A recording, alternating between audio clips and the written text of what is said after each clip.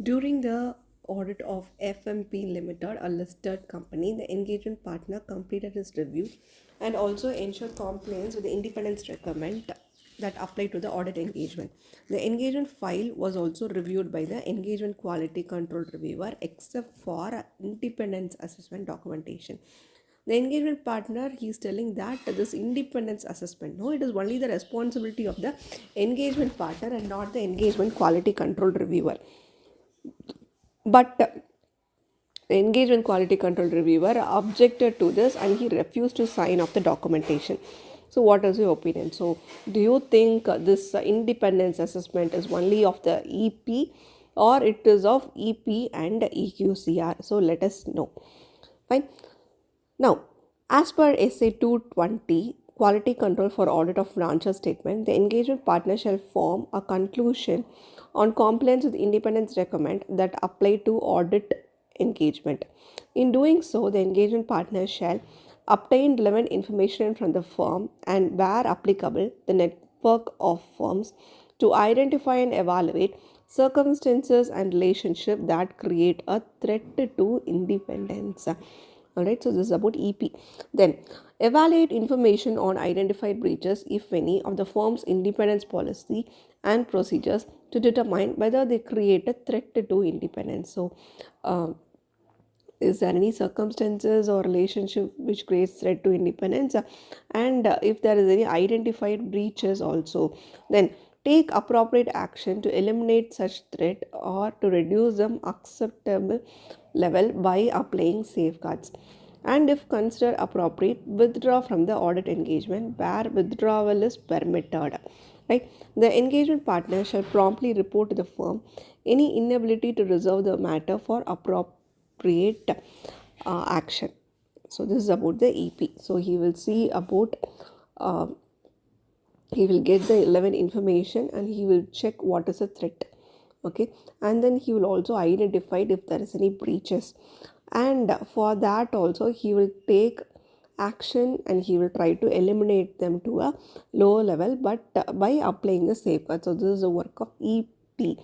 Now, for audit of financial statement of listed companies, the engagement quality control reviewer, on performing the engagement quality control review, he shall also, among other things, consider the engagement team's evaluation of the firm's independence in relation to the audit engagement. So, besides this, our EQCR is also going to check this with regard to the listed entities. So, the view of the EP that this matter of independence is only the responsibility of him and not the EQCR is not correct. So, this independence assessment documentation is also be given to the EQCR for his review. Next question. Mrs. Suresh Chandra and Co. have been appointed as the auditor of SC Limited for the financial year 23 to 24. CA Suresh, one of the partners of Mrs. Suresh Chandra and Co., completed the entire routine audit work. So he is completing it by 29 May 2024. Unfortunately, on what happened, the next day he met with an accident and died. CA Chandra, another partner of Mrs. Suresh Chandra, is signing off the accounts without reviewing the work which was performed by the earlier auditor. Okay, so should can CA Chandra express an opinion when the work was performed by another auditor? So what is the answer? Review of work performed by others. Quality control for an audit of financial statement. The engagement partner shall take responsibility for review being performed in accordance with the firm's review policies and procedures. The review policy consists of consideration whether is the work is performed as per PRL requirement or not. Okay, we already seen this. What are the significant matters which has been raised for further consideration?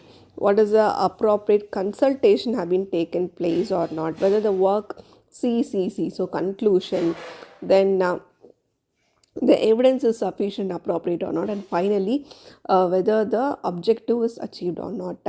When the auditor delegates work to assistant or uses work performed by another auditor or expose, he will continue to be responsible for forming and expressing his opinion on the financial statements.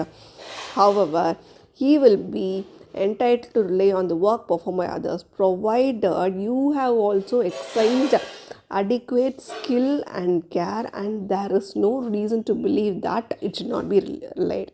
Okay, then the auditor should carefully direct, supervise, and review the work delegated to the assistant. He should obtain reasonable assurance that the work performed by other auditors or experts and assistants is adequate for his purpose. So, is it adequate? He should have checked, and there should not be any reason to believe that it should not be relied. Fine. In the instant case, Mr. Suresh has completed the routine audit work and died before signing the audit report, and Mr. Chandra is signing it, right? He will only be responsible for the expression of the opinion. He may rely on it provided he has exercised adequate skill and care and reviewed the work performed by him. If he had taken all these things, then fine. Next question. OP and Associates are the statutory auditors of BB Limited, which is a listed company, and it started its operation 5 years back. The field work during the audit of the financial statement of the company for the year ended March 31, 2024 got completed on July 1st, 2024. The audit report was dated on July 12, 2024.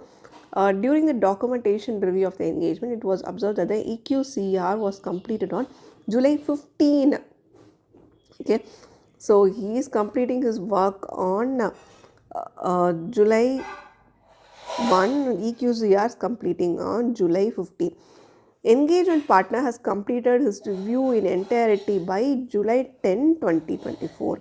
Okay, so now when is he signing? The audit report was dated on July 12. So audit report is on July 12. EQCR is completing on July 15. Right? What is the problem with regard to this? Right? So we cannot sign the audit report till the EQCR work is completed. That is the point they are testing us in here. Review by the engagement partner. As per SA 220, quality control for audit of financial statement, the engagement partner shall take responsibility for review being performed in accordance with the firm's review policies and procedures for audit of the financial statement of listed entities. The engagement partner shall determine that an EQCR has been appointed. So the engagement partner should check if the EQCR has been appointed and see whether any significant matters have been including those identified has been reviewed by the EQCR. Then not date the audit report until the completion of the EQCR review. Right. Also, SC 700 tells that forming an opinion and reporting on the financial statements, that is SC 700 request, the audited report not to be dated earlier on which we have obtained sufficient and appropriate audit evidence on which we will have to base the auditor's opinion on the financial statement. Now, conducting the engagement quality control review in a timely manner at appropriate stages during the engagement, it allows the significant matters to be promptly resolved to the engagement quality control reviewer satisfaction on or before the date of the audit report. So, only after the EQCR work is done, we can actually go and the EP can sign it. In the present case, OP and Associate, they are the statutory auditors of the listed company which started its operation 5 years back. And the field work of the audit for the year 2024 was completed on 1st July. Okay, and the report is on July 12, but the EQCR is completed on July 15, so it is not in order and it is not correct. Okay, that's the thing. Now, ACE Limited got an order of manufacturing the PPE kit. Okay, and there's a shortage of machinery and manpower to accomplish the ordered requirement. ACE approached another manufacturing unit for purchase of the unit. Jack Limited was interested in sale of the unit, so the deal went through and ACE Limited acquired 90% of the shares. Right? The new management of Jack Limited proposed the auditors of and appointed. They are appointing NKB Associate Chartered Accountants. Already they are the auditors of ACE Limited. Okay. Now, NKB Associates accepted the assignment without considering the information whether the conclusion reached regarding the acceptance and continuance of the client relationship. So, what is happening? The sale of the unit is happening, and there is a new management happening, but the same auditors are appointed again. Okay. Now, is it appropriate, and what has to be done with regard to the acceptance and continuance of the client relationship? That is the point in here.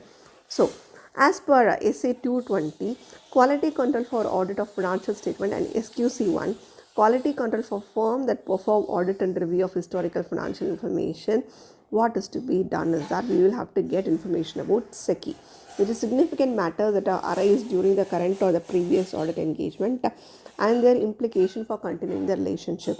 Then, what are the ethical requirements? Whether they have complied with the ethical requirements. Then, do the engagement team have the capability, competence, time and resources, and also the integrity of the principal owners, the key management, those charges governance. All these things will have to be checked. Right. Now, we are going to see again about independence. Right.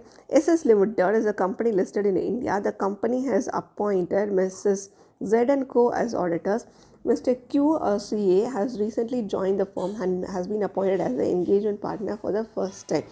He understands that it is necessary to ensure the compliance with independence. So, this person is the engagement partner, and he is telling independence compliance should be checked, right? But he could not find any policies with regard to independence. So, what is to be done? What are the policies with regard to independence that we should follow is the question. Now, SQC 1, quality control for firm that perform audit and review of historical financial information and other assurance and related services. It requires that the firm should establish policies and procedures designed to provide it with reasonable assurance that the firm, its personnel, and where applicable, others subject to independence requirement, they are required to maintain independence. Right? What are the policies and procedures? Means CIA. All right. Communicate the independence requirement. So we should tell what is the independence requirement.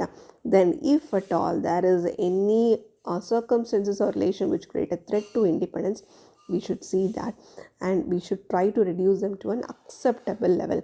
So communicate independence, identify and reduce them to an acceptable level. Now, for this, what they should do? Firstly, they should obtain relevant information from the firm or the network of firm. So they should identify and evaluate circumstances and relationships that create threat to independence. So what are the circumstances? Then, if there is any identified breaches, so what are those breaches? Also, they should check. Then, they should take appropriate action to eliminate such threat or to reduce them to an acceptable level by applying the safeguards. Right. So, what is the what are the threats? If there's any breaches, what is to be done? And we should reduce them to an acceptable level by applying the safeguards. So, this is a point about it. Thank you. See you in the next note.